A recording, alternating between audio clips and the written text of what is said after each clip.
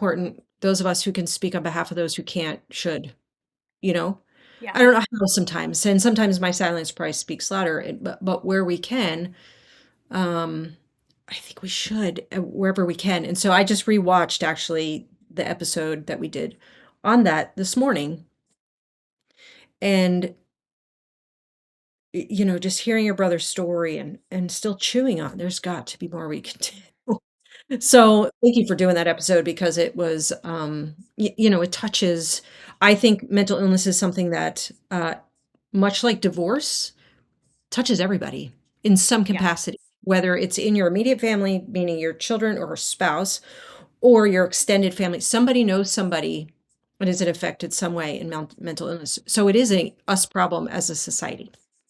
Absolutely. It's not like 5 degrees of separation from like who Kevin Bacon knows or whatever that thing was. It's like 1 degree of separation or Mhm. maybe two. Yeah, it's for all of us.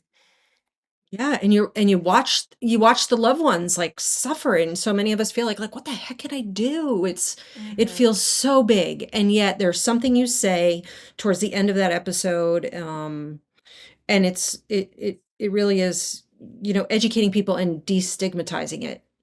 And I just think I would love to do Yeah. another episode in the future of how do we do that? How can you help us Hmm. do that? What are some ways? So I Hmm. would love to do one if you're open to it on ways that we could do that because I think at the end of that episode it's like, yeah, okay. And how do we do that? Like what are some Yeah. ways Yeah. to do that? So anyway, today we're talking about another big one, which is sexual assault, which again, if everything was transparent and seen, I think it affects everybody to some degree. Absolutely. I agree. If it doesn't, if you haven't been in it, you're either best friend, a loved one, a friend, somebody has. And again, feels like such a giant elephant in the room, mountain, monster, whatever you want to call it. Different people call it different things. It's Hmm. like, what can we do? So we're talking about Yeah. sexual addiction inside the church and outside the church. Hmm.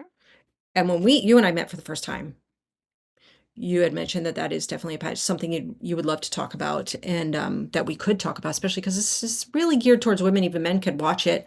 It's geared towards, really can help anybody, but we're talking in particular to women. Yeah. So why sexual assault? Yeah. So, well, for a variety of reasons. So, why sexual assault for me has to do with my own narrative personally and professionally. So I've worked with a lot of women, young women, college age women, Mm, particularly within the church, not exclusively, who in a, you know, either mentoring relationship with me or sought me out as a safe person to disclose to. Um, right. So hearing and holding so many women's stories of sexual assault has been part of my sort of non official job description my entire career from the time I was in my very early 20s. And then I have my own personal experience of sexual assault as a young 20 something before I was married. So I was 21 years old. And so it really wasn't until I was in my 30s that I actually even fully realized and could name what I experienced. And sort of in my 30s, I went through a lot of thinking through philosophically, theologically, socially, this topic.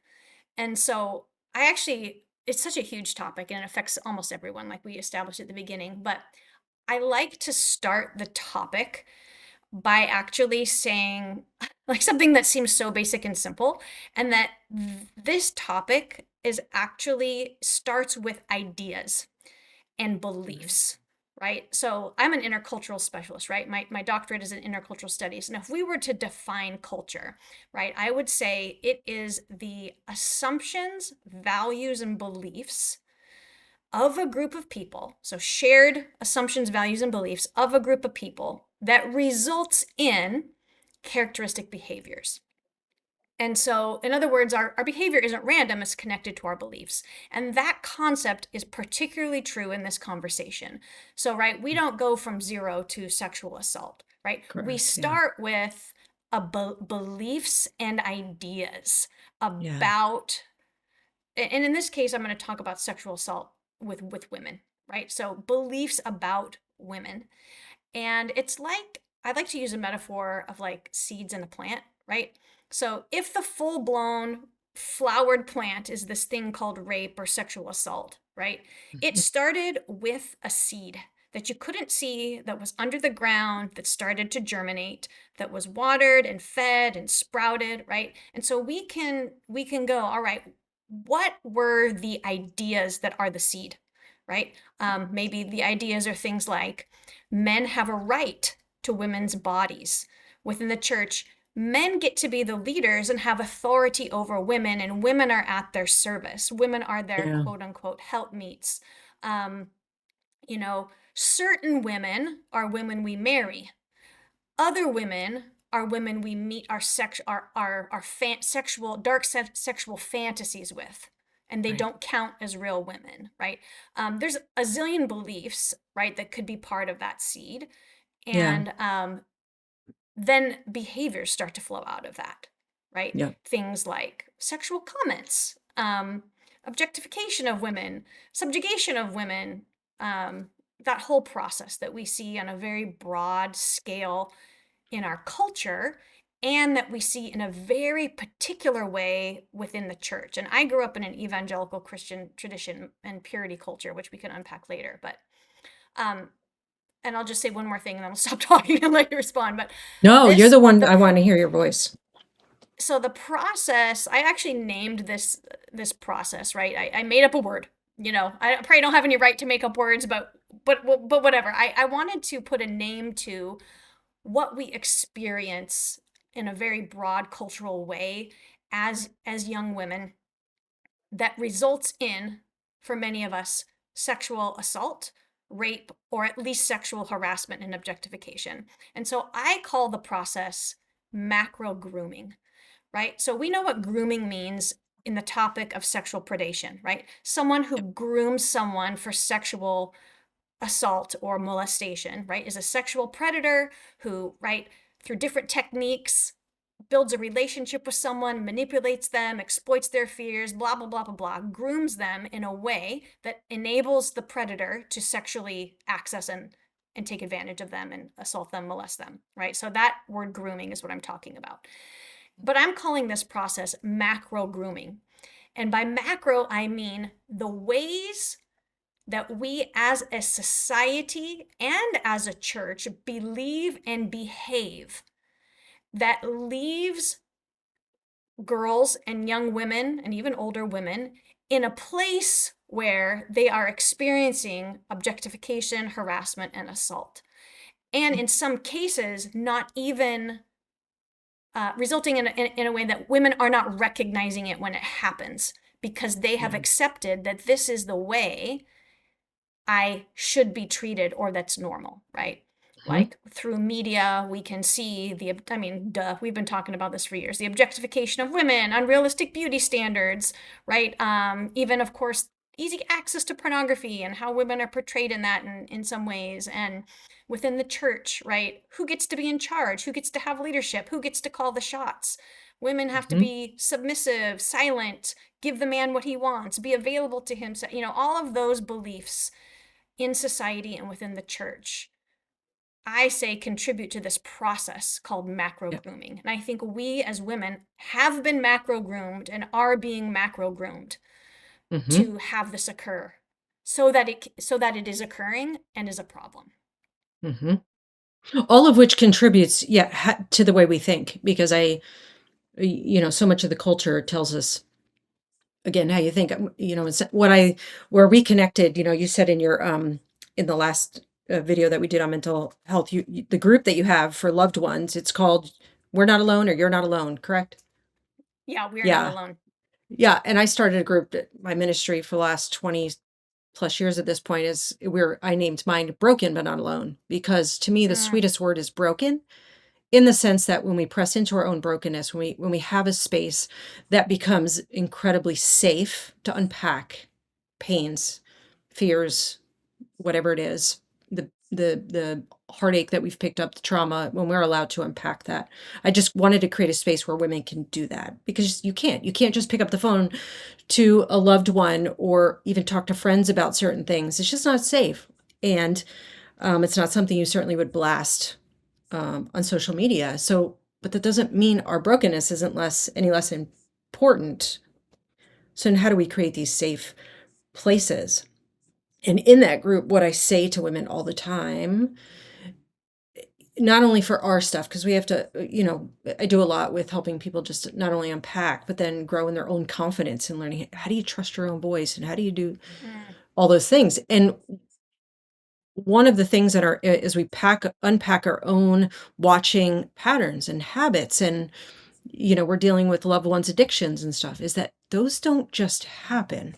you know um they don't just happen. It all, you said, it's like a seed, and those things that it then grows. And I say all the time, it all starts with a thought. It's like one blip, and it could be in the locker room with the boys. It could be, for these guys, it could have been watching porn because you found your dad's, and you watch, and then you start, then you start sharing that culture, and then it becomes common, and then you're so desensitized to all that. Men are looking at women like in a certain way. And mhm, I say the same thing to women. If we continue, I had to learn for myself. If I continue to stare at the magazines that tell me I have to look perfect and I have to be like a skeleton skinny, if I have to be sexualized, if I have to show, we can dress what we would say is modest, but then we just sensualize it just a little bit because it tells us, all eyes on us. And it becomes this thought process. And it all starts with a thought. It just doesn't happen. Affairs just mhm, don't happen. They start with these thoughts and it mhm. comes when we're in our most vulnerable places. You know what I mean? When you have good Yeah. accountability, and you really challenge each other in those areas, like you get full access to like challenge me in my thinking, and to when you have people in Mhm. your life who could do that, but most of us don't. That's my Yeah. heart with Yeah. having a women's group, is to go like, it's safe here to say, one, I'm not okay, to say that this happened, and for you also to challenge me to go, sounds a little codependent, or sounds like you are Mhm. downplaying your own value, or it sounds like Mm, mhm. some thinking there that is putting you in a real vulnerable place. Like we do that with each other. We'll text each other and say, just give me truth. I can't, like right now, I'm swimming in a bunch of lies. So I think I agree with you in all of that. It all starts with these seeds along the way. Yeah. What does culture say? What does my family say? Yeah, and I can just sort of break that down from my own self, right? Yeah, So I was born in the 70s, right? My childhood was in the me 80s. I too. graduated from high school and college in the 90s. So 90s. um and I happen to be a thin, blonde, white, blonde hair, blue-eyed, dimpled American woman, female. And so that's my social location. And what that meant was, for me, the messaging and images I received were, um, right, who gets to be the sexy person in the music videos, right? That, especially in the time, it's not exclusively blonde women, Yeah, but the era it that I grew was. up in, I think Hollywood we're the same blonde, age. like, yeah, like we can name 1,000 famous women that were on the cover of magazines or in sitcoms, or we can point to the music videos, or Hmm. even like I remember watching the show growing up. I Dream of Jeannie, right? Where this Oh, yeah. beautiful blonde woman, it's this genie to, right, meet this man's wishes. Or there was also like so I learned that I'm supposed to be really attractive and sexual, and men should desire me. And then there was this simultaneous era when I was growing up where the blonde jokes were just at their peak. And I don't know Yeah. if you remember living through the blonde jokes. Like, how do you drown a blonde? Put a scratch and sniff sticker on the bottom of a swimming pool, or put spikes on her shoulder pads, or and then some of them got really dark and sexual. And I Yeah. remember one time I did this writing activity where I sort of listed out all the blonde jokes I had ever heard. So this simultaneous message of um, Blondes are stupid as well, and they're sexual, and therefore they deserve to be treated like whores. Yeah. This was the messaging, and I never would have been able to articulate that as a middle schooler or a high schooler. And yet I definitely received those messages. And for me, I was like kind of a nerd meets athlete type of person. So I Mm. was a good girl. I was a 4.0 student. No one would ever have accused me of being dumb. Um, and yet I wasn't like super popular or like a party girl or any of that. So I was like, I didn't really fit the stereotype. And yet here I was with this sort of innate, what I found is I noticed in myself this innate need to be desired. I really wanted male attention and I wanted them to like me and think I was cute. Didn't mean I wanted to date them, didn't mean I wanted Mhm. him to be my boyfriend or do anything with them, but it seemed somehow inherent to my worth that I be Yeah. considered sexy, beautiful, desirous in some way. So that was like deep, deep within my core belief system, even though as a young person, I would have never been able to identify that and articulate it. And then, so I would have these experiences growing up where I would have males interact with me in ways where, like, especially guys who didn't know me, sometimes guys who knew me too, from the time I was young through my really sometimes even to this day, to be quite Yeah. honest with you, Mhm.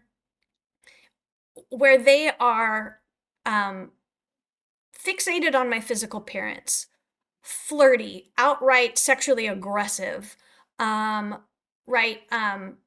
Testing the waters to see how far they can get, demeaning, commenting on my body. I mean, I could list thousands, not thousands, because that's probably overstating it, but at least dozens of Yeah. ways that males have interacted with me, sort of based on my social location.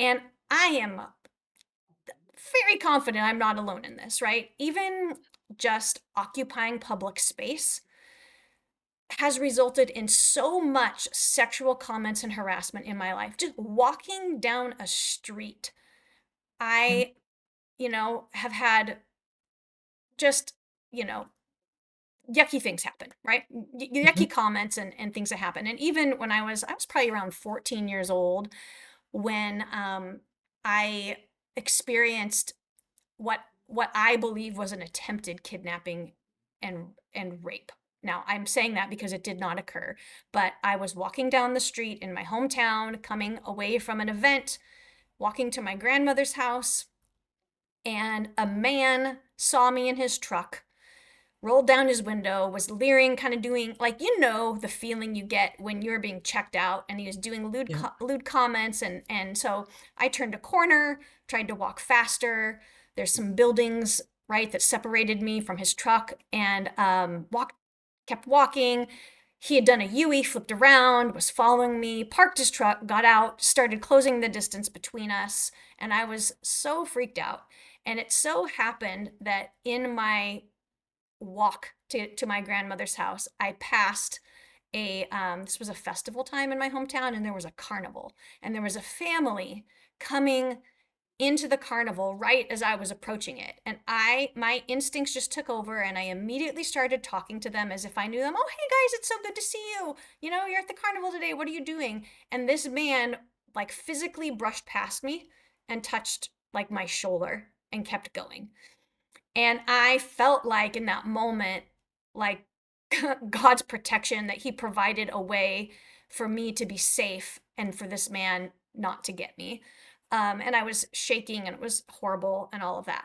But so that's just one example of what, Mhm. like what it can be like, um, just as a woman occupying public space and trying to live your life and having the male gaze upon you in ways that are like, I want you, I need access to you, or Mhm. right, I can approach you while you're working out at the gym and hit on you when you're at the grocery store, when you're at church. It doesn't matter what you're wearing. None of that matters. It matters that Yeah. this person has set their sights on you. And it didn't matter when I had kids. It didn't, none of it seems to matter. My age, what I'm wearing, right? So this has been a part of it. And some of it I realize can sound awful whiny, like, oh, you poor thin blonde thing. Look at all the harassment. You know what I mean? Like, come on. So many women are like, well, I don't fit the model of what's beautiful. And I, am living a different existence where I'm denigrated and called fat or whatever. And those it's like the same belief driving both of those behaviors, and Absolutely. women are the target no matter what their social location is, and it's Mm. experienced in different ways and at different levels, right? So I have this simultaneous experience of like, wow, um I want to be wanted, and I want to get married someday, and I want to have a man, a good godly Christian man, love and want me. And society's telling me I have to be thin and beautiful and sexy. And then the church is telling Yeah, me you can't be too sexy. Monitor your body. Don't cause men to stumble or lust. And if you do, it's your fault. You probably wore something wrong, or you weren't being, whatever, whatever, whatever. Wear your purity ring, and you got to beat them down with the stick because they're always going to want you, and you got to put your boundaries up. And it's never any responsibility on male right. thinking, on the male gaze, on what the Yeah. man is doing in his mind, right? It's Mhm. always like on me. And the assumption is that it's my responsibility. And so it's a very Mhm. confusing place to be. And Sure um, is. and so I developed sort of this pattern of dating guys.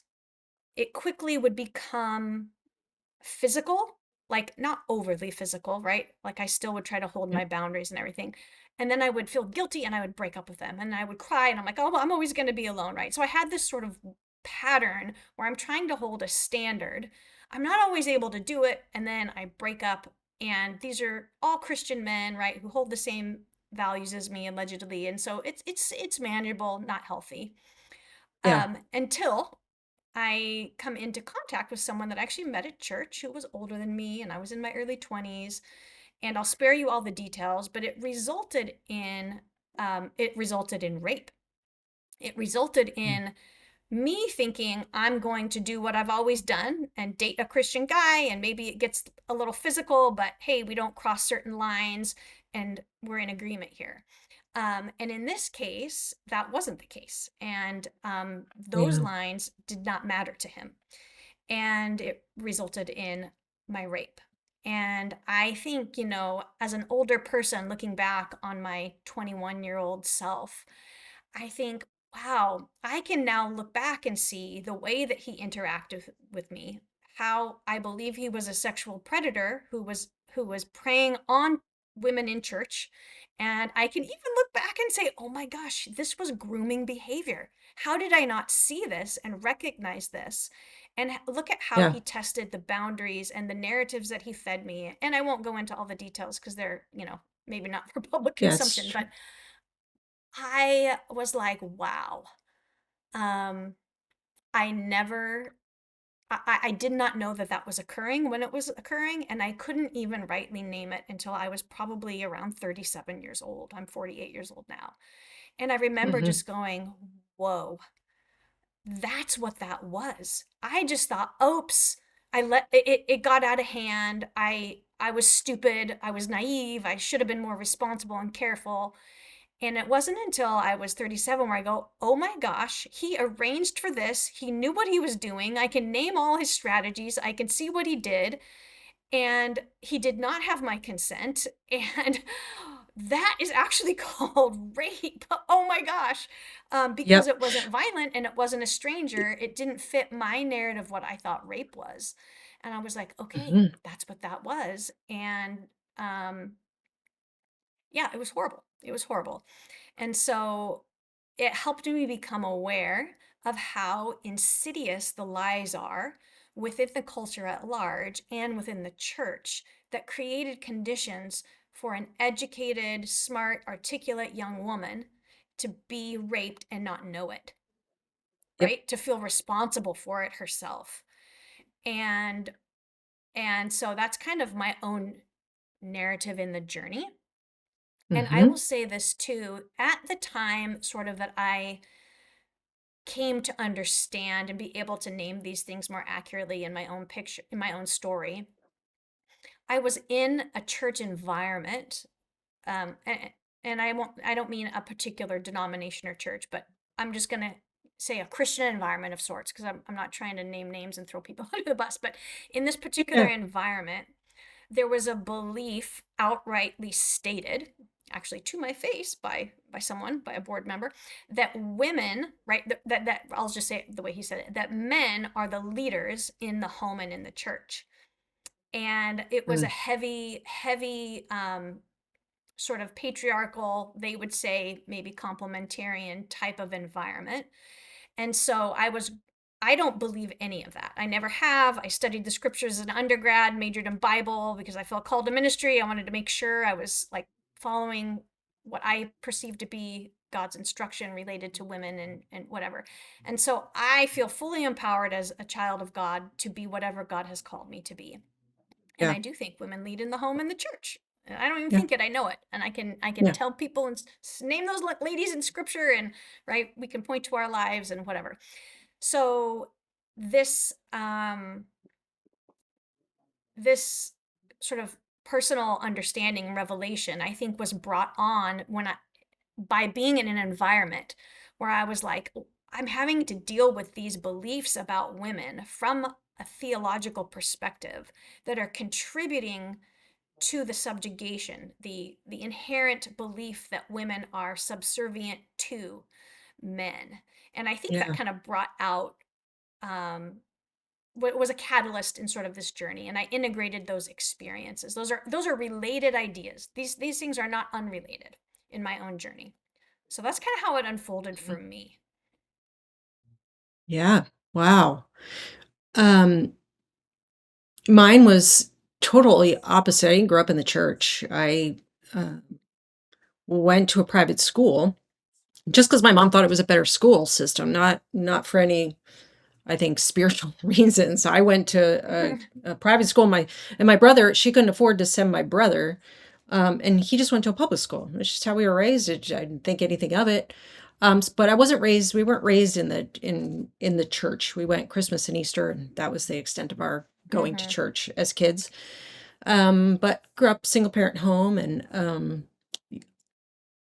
I like you. I As I look back and as I was going through my own healing, looking at back at my own journey with compassion for to like, in my own healing of forgiving myself is as I looked back and thought, oh my gosh, I was vulnerable way Mm-hmm. back and put Mm-hmm. and in very vulnerable positions. And I think the hardest part, because I too was raped, but you wouldn't have called it rape to what society would say is rape. It wasn't violent Yeah. in the sense that, Yep. but call it date rape, call it whatever you want. It Yep. was zip the lip, over controlling, a woman who had no power to speak for herself, who was Yep. silent, who couldn't use her voice, that just hushed to make peace and the desire. And I wouldn't have said I was the good girl. I wouldn't have said that I was, got all the best grades. I had A's, B's, C, like I was a decent student. I didn't get in trouble, but I was a woman who just desired and so desperately wanted a boy to just say, "You're beautiful, you're the chosen one." I mean, I was the chubby fat kid, picked on for that, and I wouldn't have said bullied in school, but I had enough, just picking on that it created this real very sensitive self-esteem, and Yep. um it just put me in a place like you still every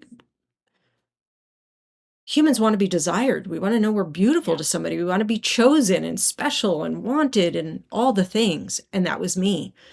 And I have been with more than one very abusive and man who, I'll just say it this way, thought more about himself than Mm-hmm. caring for me. And so Mm-hmm.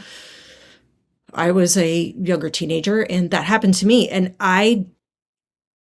what we grew up believing was rape. It was always linked with violence in the sense of, some physical, strong violence as well as sexual.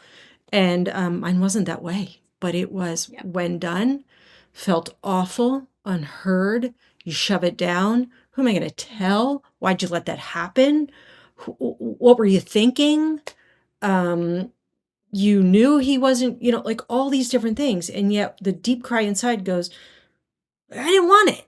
You know, Yeah. I didn't want this either. But Yep. now it's done and you feel awful. And then you just start carrying shame because of it.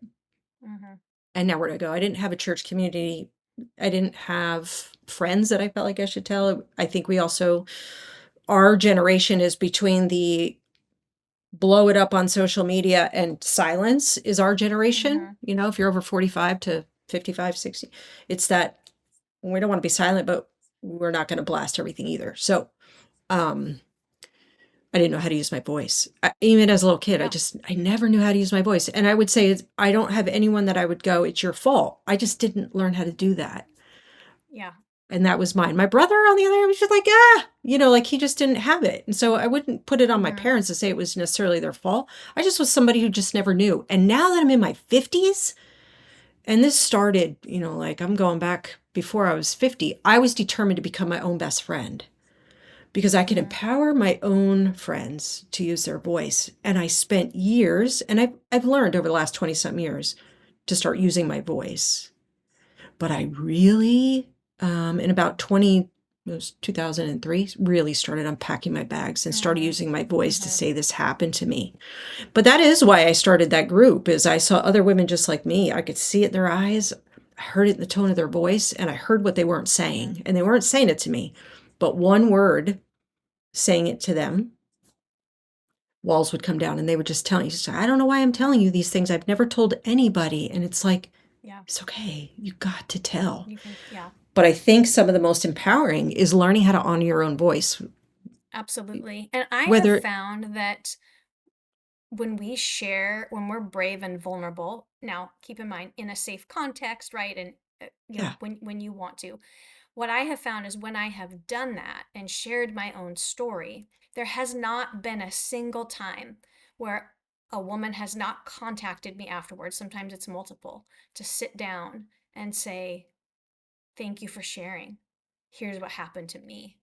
yeah, And we and people have different feelings and people are allowed to share whatever part of their story they want to. And I embrace all of that. But I have found that being able to name my own story and share it yeah. frees up other women to then share and disclose and maybe Mhm. start their own journey of naming rightly what has occurred in their life and getting the support that they need to embark on the process of healing and getting what they need.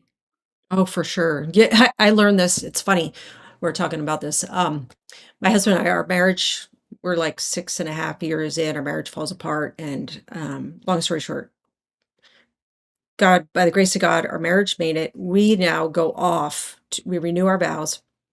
We go off to now want to help other couples. And I was so thankful. And God really changed my life with one question. So, Dana, do you want to get well? Totally changed the direction of Mm, my life. I had to look my husband and I go, I don't even know if we're going to make it, but my kids need me. I have to get well. And I don't even mm-hmm, know what that looks like for us. So and he was like, fine. mm-hmm, I love you enough to let you go if that means you get well for our kids. Right. And so I started my journey that way. We go off. mm, Now our marriage is going to make it. We're trying to rekindle. We go off to this facilitator training where we are learning how to become facilitators in a marriage ministry that honestly we had no, I would say, it's like we had no business being in. We were the right, crisis couple trying right. to rebuild, and here we are with people who are now our age and beyond in this training, and I'm just doing what I know to do in the moment. And every question we had to answer, I'm just like unpacking my bags in the moment. It's like Mm-hmm, real time processing. And I'm just like finally for the first time allowing people to see, here's who I am, here's what I've done, here's where I've been, here's what happened, not realizing, oh, nobody else is doing that. I just was like, and mm-hmm, as I shared, women were literally just weeping And they would, in that class, it was a class of 12 couples, so 24 of us plus facilitator, weeping and standing up to then share, I've never told anybody this, Yep. not even my husband, who I've been married to for 25, 30 years. But because Dana was so brave, I think it's safe for me to finally tell my side of the Mm-hmm. story. Yep. And just would say, like, I was raped, or I had an abortion, or I was abused, or, Mm-hmm. what I was molested, whatever it was. And then spouses were crying. There was this incredible moment. And in that moment, I learned you don't have to be all cleaned up, one, to be used or to connect. Used meaning to do something powerful. Um, or to connect with another human being, but just by sharing your story. In that moment, I learned, Valerie, when I step out with courage to tell a part of my story, it actually inspires the courage within somebody else to go, okay, Yeah. it's safe here. And I started my group that way. I started this group called Broken But Not Alone for other women to just have a safe place to go. Mm-hmm. And I say this all the time, I don't have all the answers. And because we're in a faith community where I do this, I go, but I'm going to point you to the one who is.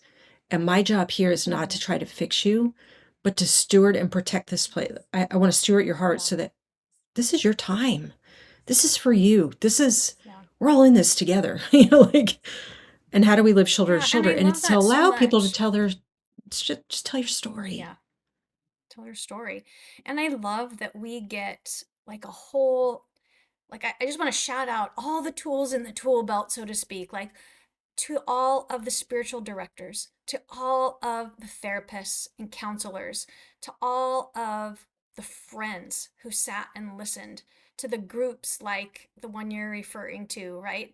Like, those are all so beautiful and important as we process our own stuff and sort of Hmm. pursue our own healing and allow the work of God to transform us and release us from that shame and that guilt and sort of change our thinking and renew us. And, for me, like, even right after my rape occurred, right? So keep in mind, this is a boyfriend. Like, I think he's my boyfriend, right? So I am Yeah. processing through, not able to name what occurred, but like, going, I'm in over my head and I need help. And so I went to the counseling center. I was a student and I was a leader, actually, like the student leader, right? The ASB president at the time, which was like kind of like a campus pastor at my university. So I went into the counseling center knowing it's Yeah. confidential, right? And I began to describe what I was going through and what was occurring. And this beautiful, lovely, godly woman who was my counselor walked with me through that and said, and even gently brought up, like, hey, would you be open to us going together to a clinic to get you tested for sexually transmitted diseases? And I said, you know what? Now that you say that, that is probably a smart thing to do. And she took Mhm. me to a clinic like further away from our university so nobody would see me or know me. And she sat with me as I went back and I got tested for STDs. And it turns out I did have one. The person who raped me gave me an STD called chlamydia. It is asymptomatic for the most part, so you don't know you have it. And it's bacterial in nature, so it's very curable with an antibiotic.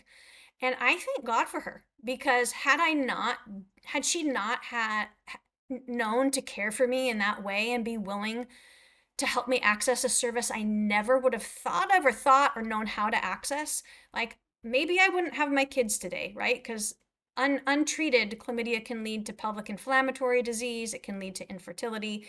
And since it's asymptomatic, right, you don't typically You don't know know it. until you end up having a problem like that. Hmm. So, you know, like, I could not have navigated those waters without the help of a therapist. And I'm so glad I had the sense as a young woman to know I needed help and to go get it. Yeah.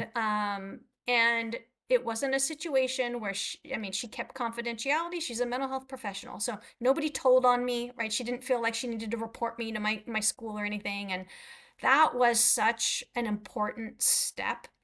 Yeah. And so, like, and there were others to follow, right? But so like when I am in those conversations or in these circles with women, I think, wow, what a joy it is to, not a joy, what an honor it is to hold that disclosure and to support Absolutely. you and to speak words of grace to you and to get to help you connect with what your next level of care might need to be. And everybody has Yep. different needs, right? And are open to Yeah. different things. But like um, connecting with a group, a safe group, right? Calling the domestic violence or sexual assault hotline together, getting connected with a therapist, like all of those things that might be part of our tool belt of healing, to be able to Yeah. walk alongside women and help them go, that is what occurred, and you deserve care, and you're worth it. And I'm going to Yeah. help land you in the place, in places that you can, find some of that, and you have agency. You get to decide what fits well for you as you go on this journey. And Mhm. that's such meaningful work, and it's often like a side gig, you know what I'm saying? Like that's not even the meat and potatoes of what I get paid to do. It just Yeah. happens as we're in relationship, living our life, being vulnerable and sharing our own stories and testimonies of how we navigated some of these waters and where God has brought us, Yeah. and What do you say to, people who are in that position of some kind of position, whether it be a friend, a therapist, I should say, a leader, a mentor, um, let's just say you're in conversation with somebody and you kind of sense because you've been there, right? I think you can pick up these mhm, cues when you've been there, and it may look totally different and you may miss it, but you start picking up, and then you start having the conversation and the woman says, okay, here's what happened.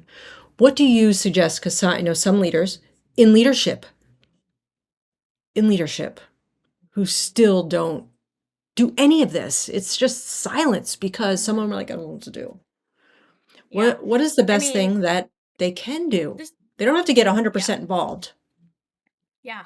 I mean, I'll just say what I do, but before I do that, I would say it is always it is always appropriate and responsible to recognize our limits and to have a warm handoff or options that are presented that are the next level of care beyond what I Yeah. can do, right? I'm actually not a mental health care, a licensed mental health provider. So I'm not going to function in the role of therapist when I should not be. That's irresponsible.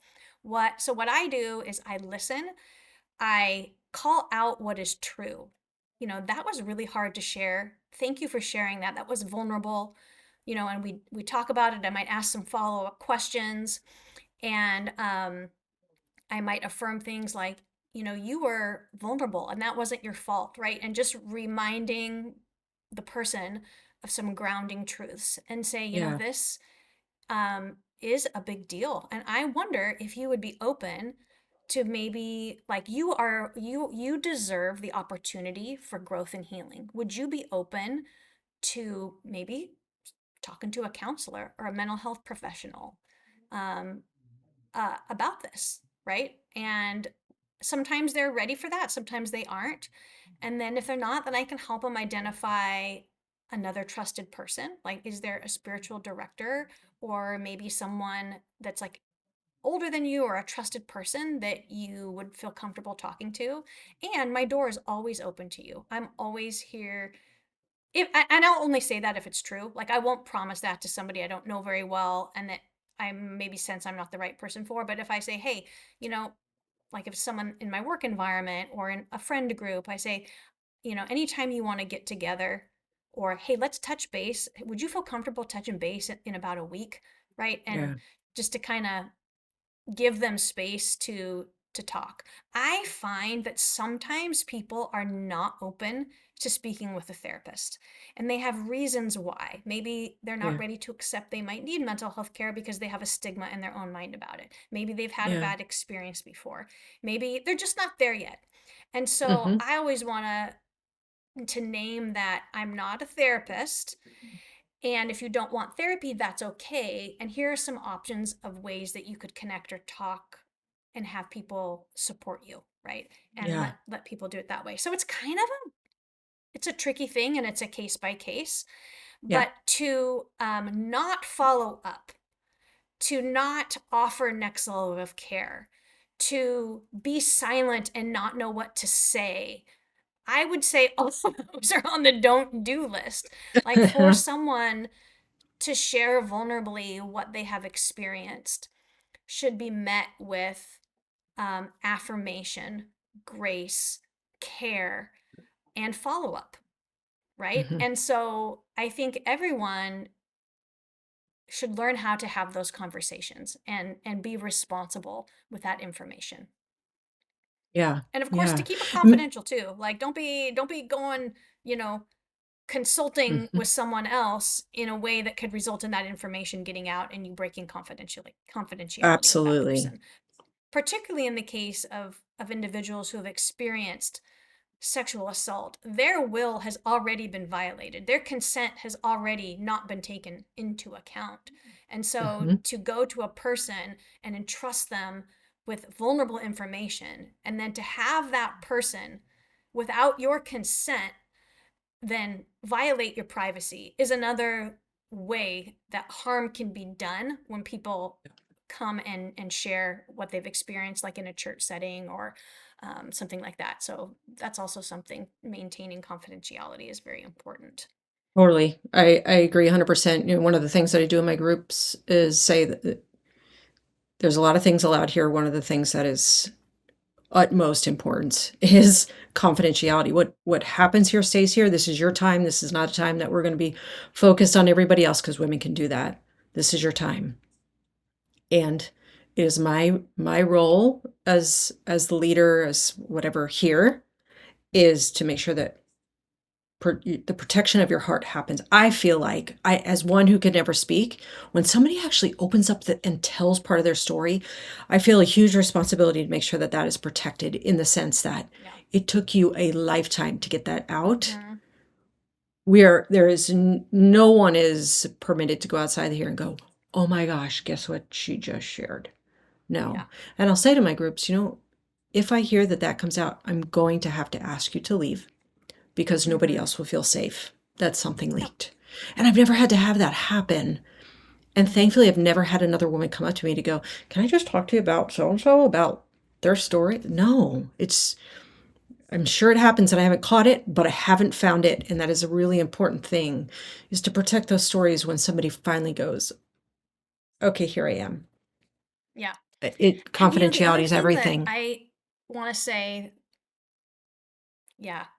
And you know, I am a firm believer in education, right? And Yeah. so training, I think every church leader, I think every person who attends church, I think every human, every woman Yeah. especially, but I think Yeah. everybody can go to their local domestic violence, sexual assault, human trafficking center and they can take training and learn Mm, what the dynamics are, right?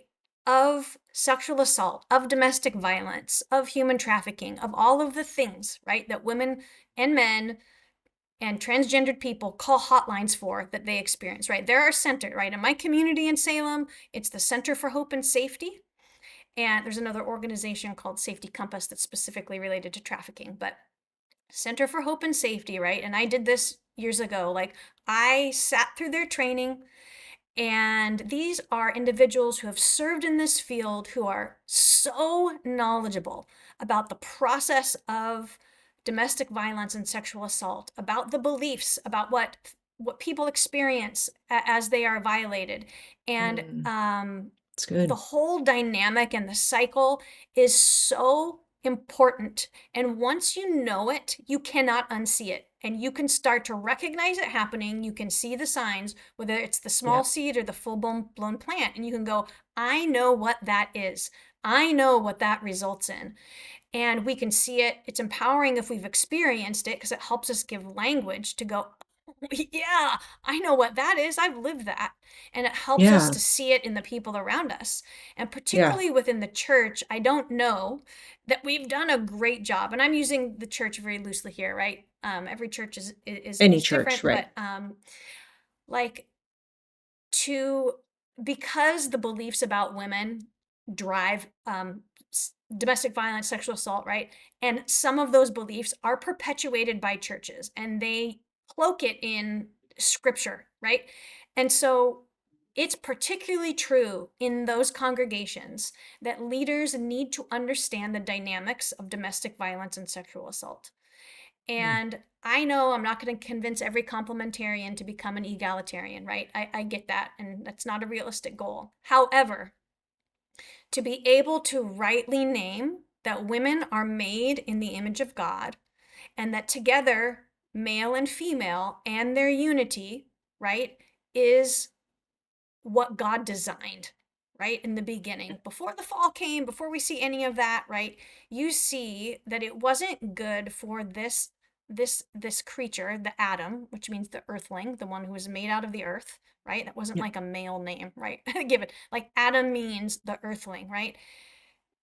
It wasn't good for that creature to be alone. And so the earthling was put into a sleep, right?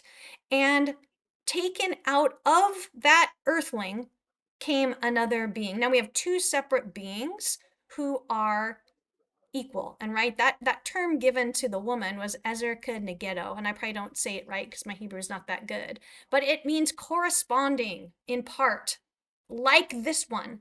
And the Yeah. point was that they were there was a problem of the aloneness, right? And the remedy was this Ezer, right? That word Ezer, to help with that. And there's never this power dynamic or who's got the authority card or who's going to make somebody submit. That wasn't part of the narrative that we see.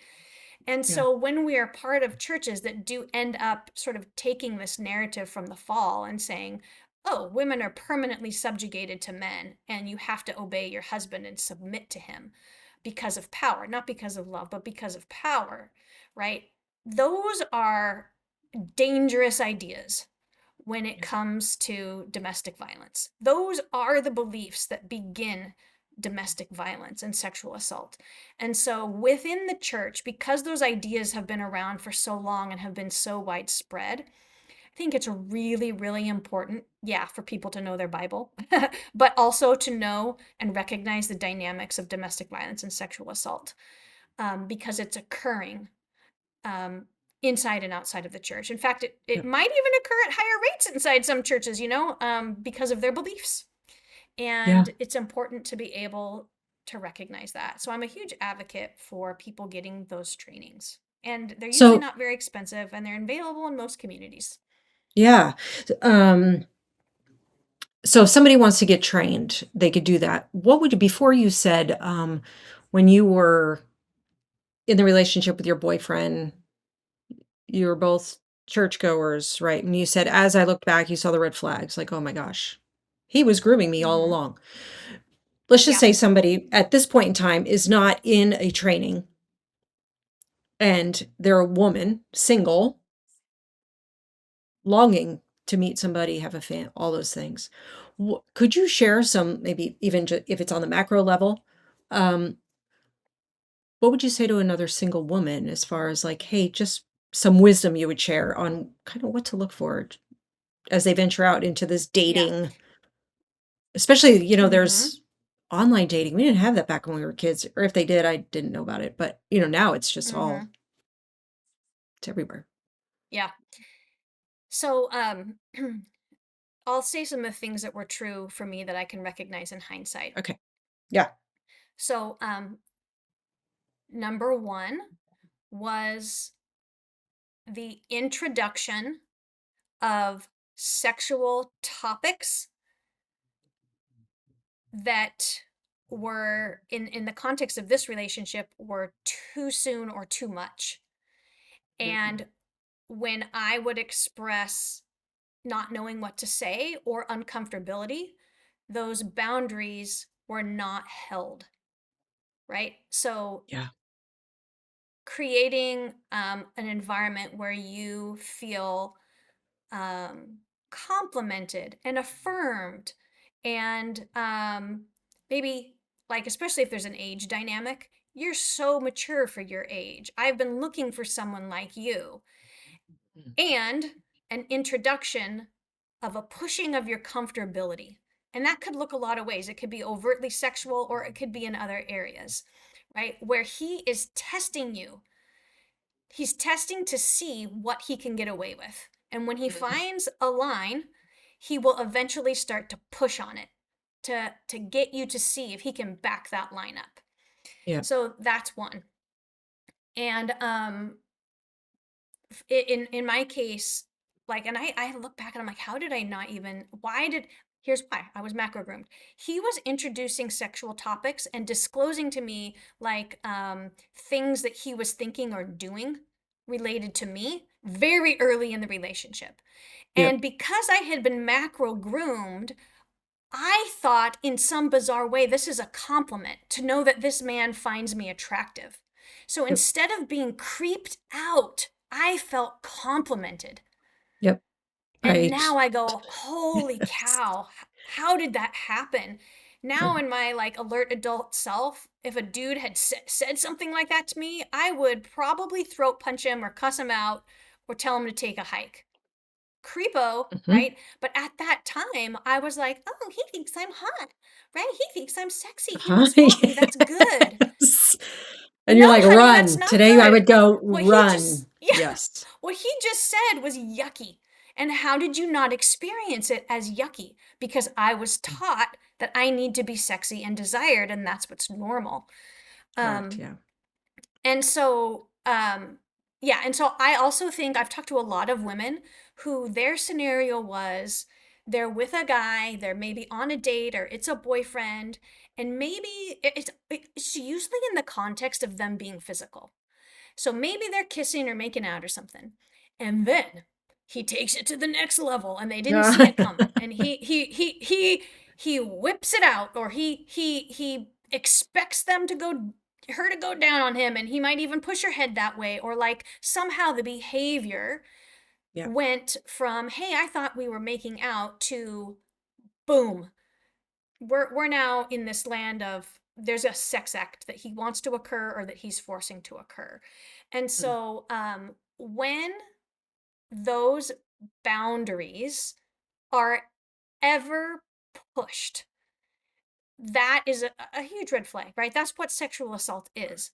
And Yep. so many women I've talked to, their reaction is, I didn't know what to do. I was surprised. I didn't know he was going to do that. I felt guilty, like I had already aroused him, and now it's my job to finish it off, because I've been told that men are sexual creatures and they can't control themselves very well, and it's Yep. my fault for getting them horny, and now I have to take responsibility for what I did, and now I'm going to have to finish him off in whatever way. And I don't want to, but it seems like that's what I got to do in this scenario. And they're Yep. scared. They didn't Totally. anticipate it. They didn't know it was going to happen, right? So they're in kind of freeze mode or maybe fawning mode, and I need to get out of this situation with as least damage as possible. So what am I going to do? Right? Those are the scenarios that I hear over and over and over again. Yeah. And so um those are, right, super super disturbing. And you can see super common too. You can see what I just described, right? We can all go, "Oh yeah, I could see how that would happen." And it does happen. And Mhm. so this idea, and I do think that like my young men that I've raised, right? I've got four boys. Like I know that they're taught and that we talk about what consent is in a way that was not, that conversation was not occurring for me. Like no consent, like, right? So I know that they are more aware of what consent is. But like when and it doesn't matter if it's the guy or the girl, right? Being able to ask if this is okay with you. Do you want this? Right? That kind of language is important, because the assumption and presentation of sexual situations, right, that are outside of someone's comfort zone or to their surprise or we haven't communicated about, that gets to be really dangerous territory, and a place Mm. where I hear a lot of women express trauma and a lack of knowing what to do. So, having those conversations ahead of time or being with someone who is willing to talk about those things and not just act is important. And I would also say red flag behavior is any kind of belief or idea. that you hear, like, let's say the man expressing about, oh, she should have known better, or why is she dressed like that, or any kind of um, assumption that the woman is at fault for something that a man did to her, right? Yep. That means that he holds those beliefs, and you might see that behavior play out in your relationship. Um, Absolutely. and, you know, sometimes too, right now that we're in an era of texting, right, that's an easier place to bring up sexual things and to ask for sexual pictures, or to start, right, for guys to start asking for that stuff. And so pressuring someone to do that, or even indicating, bringing up the topic, oh yeah, my last girlfriend would sometimes, send me topless pictures of herself. Right? Mhm. Did he And why ask me to wouldn't you send him wanna do topless that? pic? Right. No, but he's creating a scenario in your relationship where he has normed that that's something that he likes or that he Yep. has received and maybe expects you to do if you're going to be as good or sexy or as awesome as his last girlfriend, right? So Yes. these subtle ways and an introduction of behaviors that you may or may not want. Mhm. Yeah, no, that's good. And it's also subtle, especially because it is a lot of our culture. It's not Mhm. just in the privacy where they're saying this. I mean, it's outright. It's like it's everywhere, and people don't hold Yeah. back anymore. So it's for some, it's just like I didn't know that wasn't normal. Mhm. You'll hear that like, oh, but literally everybody says. I hear my friend's boyfriend say it. I hear my, like, and you're like that's not supposed to be that way. Yeah. One of And the a things that couple I other I behaviors really that, oh, sorry. no, no, no, go ahead. I was just say just a couple. I just want to name a couple other behaviors, like so when the dude is kind of jealous, right? And sometimes the girls or the young women will tell themselves, "He likes me so much. He's that jealous of me. He doesn't Yep. want me to spend time around other guys." Red flag, run. Mhm. Don't put up with that. That is, I own you. You are my woman, and therefore no one else gets to have access to you. That's the Yep. beginning of an abuser. So Yep. that is, jealousy is not a compliment. Jealousy is not his declaration of his love for you. Jealousy is dangerous. And so that's a narrative that we have to recognize right away. And I would say, don't put up with a hot second of that. Get out Yeah. now, because it will only get worse. Uh, uh, And if you observe that the way that he speaks and treats you is different from the way that he treats other females. So, like, he might respect other females, talk about them, like, his narrative might be women deserve respect. But when he's with you, he overrides your opinion, calls you names, is jealous of who you're spending time with, and is actually not respecting you, right? That is also very abusive behavior, because what we mhm. find is that men who are abusive, whether they are physically abusive, verbally abusive, or sexually abusive, they often treat others very well. And everyone is surprised that they're abusive. He's such a nice guy. And they tend to be very Yeah. flattering. They're usually very flattering men who we Mhm. would never guess. But Mhm. what they are doing with this one woman, with you, is different than how they're behaving in the rest of their life. Yeah. That is what an abuser looks like. And so when you start to notice those things, get out. Yeah, Get out. that's a huge one because it really tells. And you don't some women are gonna be hearing this and they're like, "Oh yeah, my boyfriend's a little jealous." The woman who's super confident in herself, grounded in herself, doesn't fall for stuff. This is something I learned. It's like, wow, the greatest thing that I think we can do as women is to take time to really grow our own self-esteem, get confident in who we are, have those spaces. If nothing else, you take away from this is find a group, find friends, find a mentor, find women who helps you grow in your confidence in who you are.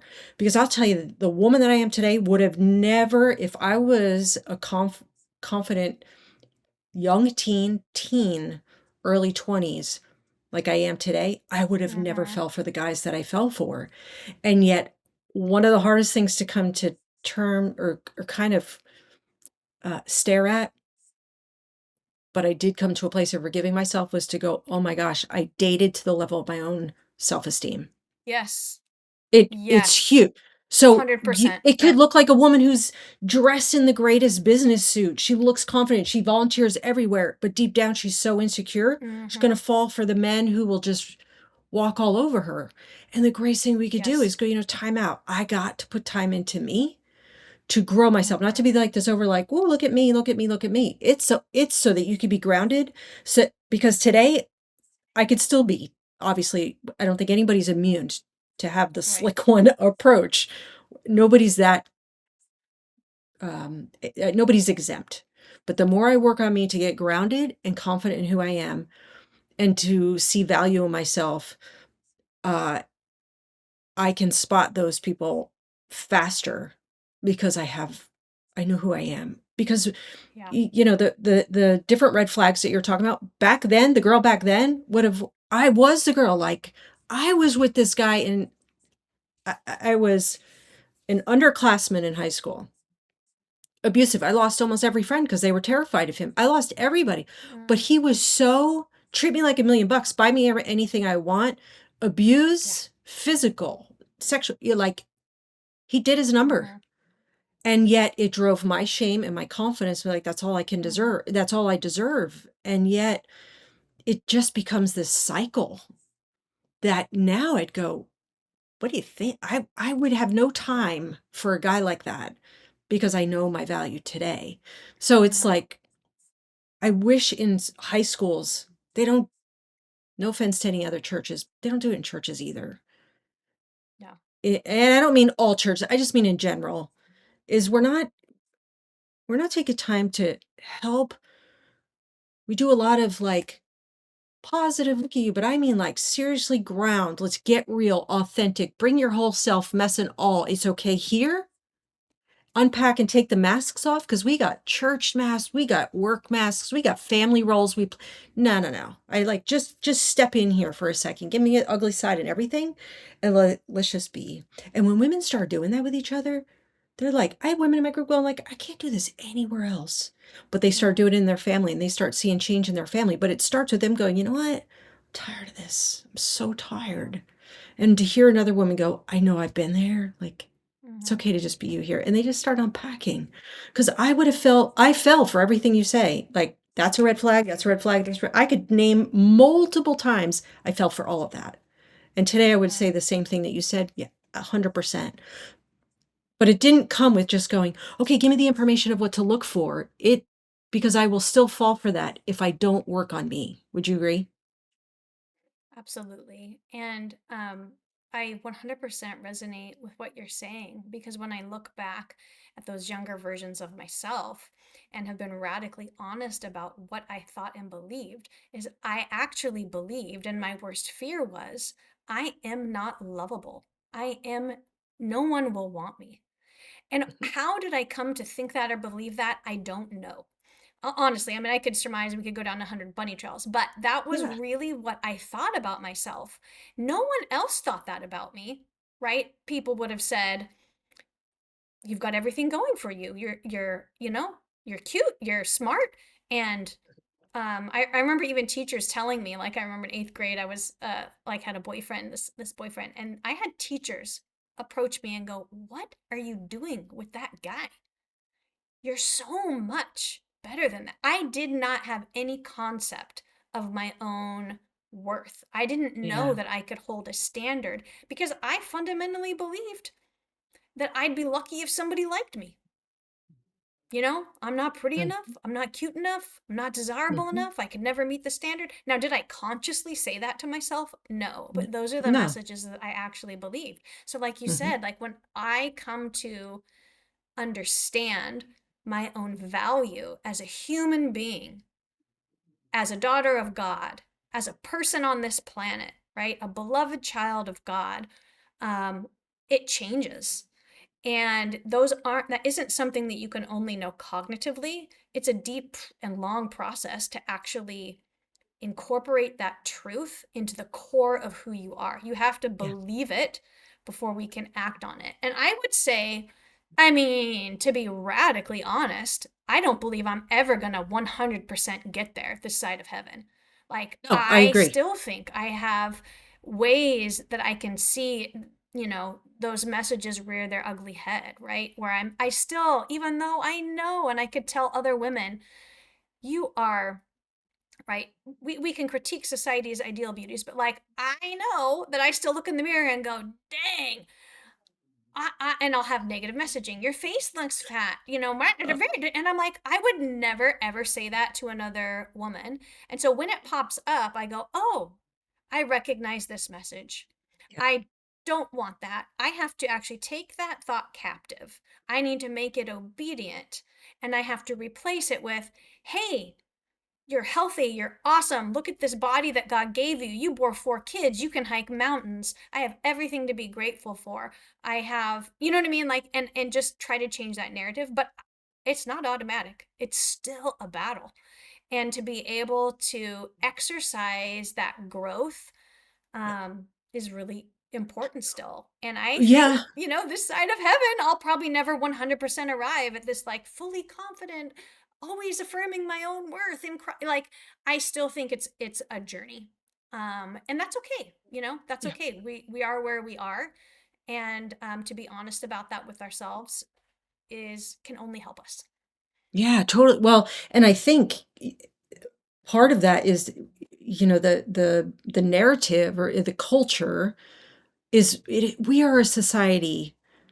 I'll just speak for America because I'm American, is we are very much a do these 10 steps and you've arrived. Lose 30 pounds in 30 days.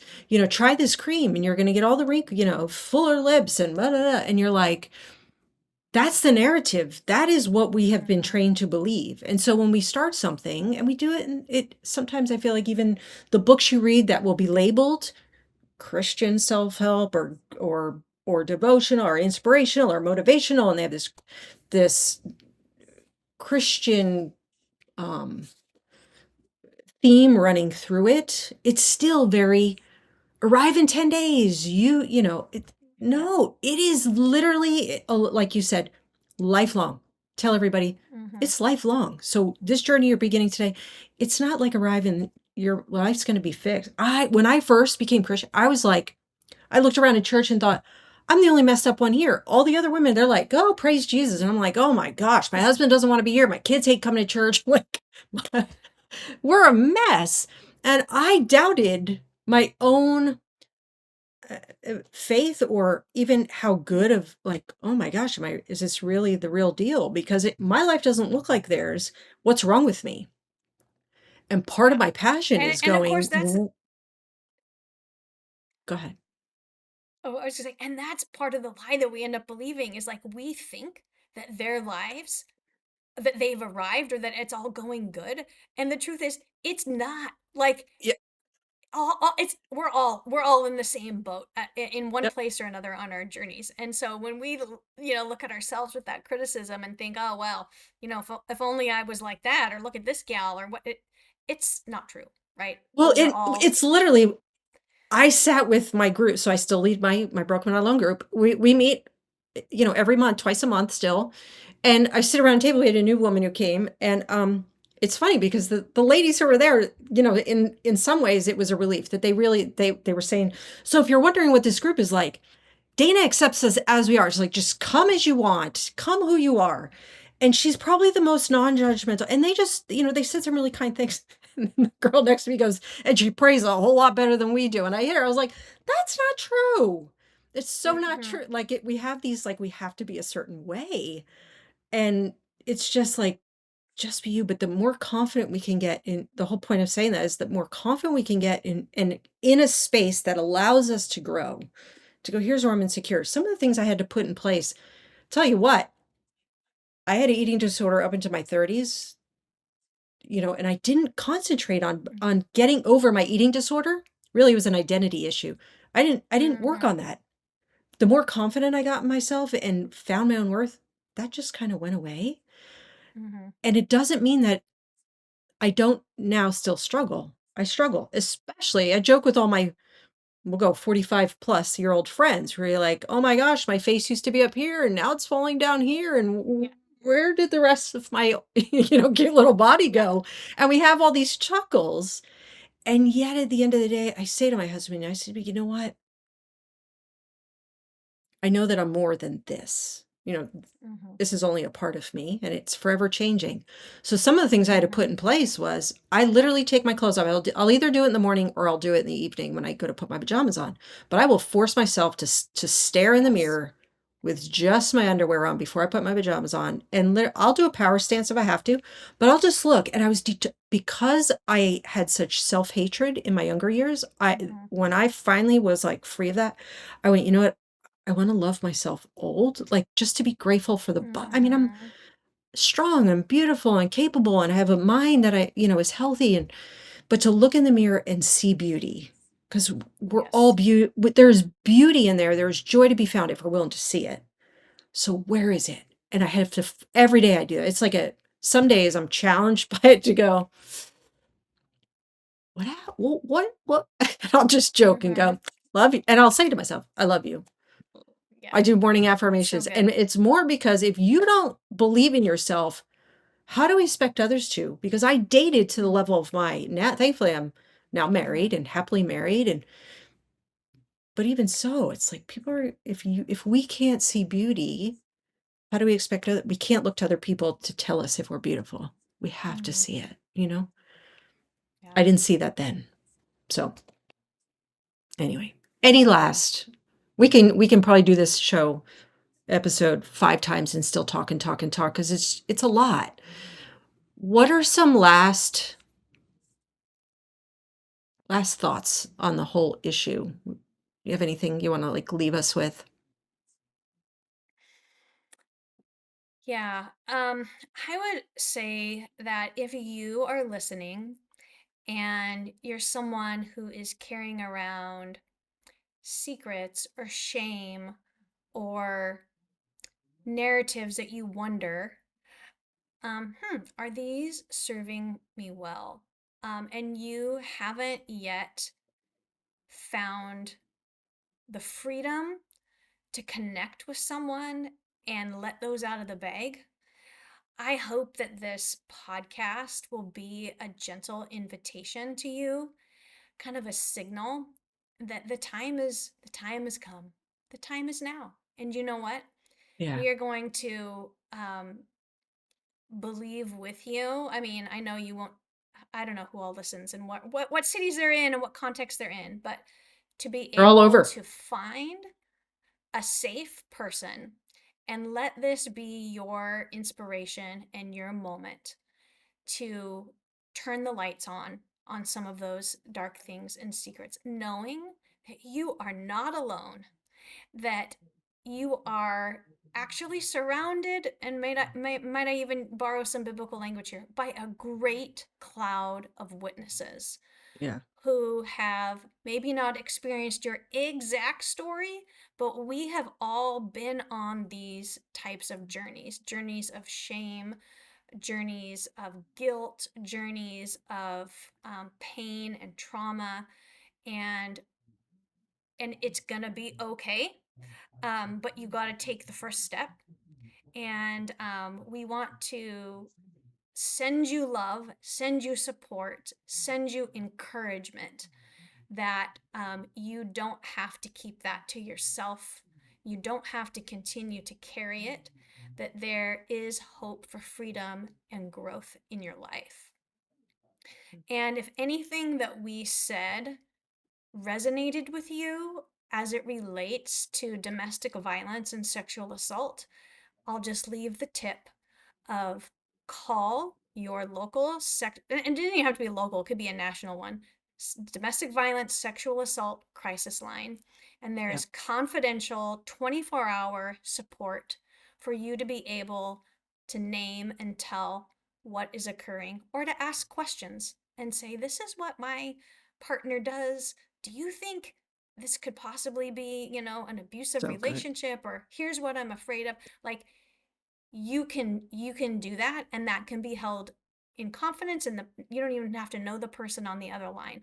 But you are worth it, and we want to support you in your journey, and hopefully that this podcast can serve as that gentle invitation or signal to you Yeah. that, hey, maybe it's your time, sister.